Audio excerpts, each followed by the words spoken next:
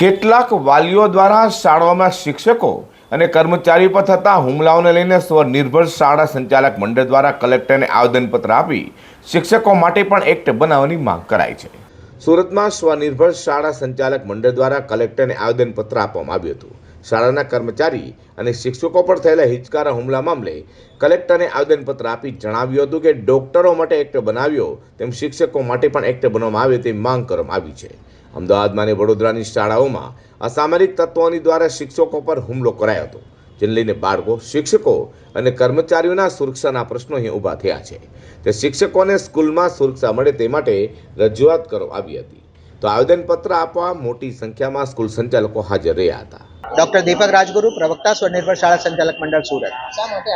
આજે સ્વનિર્ભર શાળા સંચાલક મંડળ આખા ગુજરાતમાં તમામ જિલ્લાઓમાં અત્યારે આવેદનપત્ર આપી રહ્યું છે। શાળાની સુરક્ષામાં કેવી રીતે વધારો થાય, જે હિંસાત્મક હુમલાઓ થઈ રહ્યા છે શાળાના શિક્ષકો ઉપર, અમદાવાદ વડોદરાની ઘટનાઓને ધ્યાનમાં રાખીને ભવિષ્યમાં આવી કોઈ ઘટના ન બને, આવી ઘાતકી પ્રયાસો ન થાય તેના માટે અમે પ્રિવેન્શન એક્ટ, જેને કહેવાય છે પ્રોટેક્શન એક્ટ, જેમ ડોક્ટર્સ માટે બનાવવામાં આવ્યો છે તેવો એક શાળાઓની સુરક્ષા માટે બનાવવામાં આવે, જેથી ભારતનું ભવિષ્ય સારી રીતે ઘડી શકાય।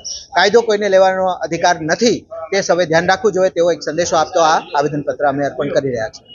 સુરત સહિત સમગ્ર ગુજરાતના શિક્ષકો અને સ્ટાફ પર હુમલો કરનારાઓ સામે કડકમાં કડક કાર્યવાહી કરવા માટે એક્ટ બનાવવામાં આવે તેવી માંગ સ્વનિર્ભર શાળા સંચાલક મંડળ દ્વારા કલેક્ટરને કરાઈ છે।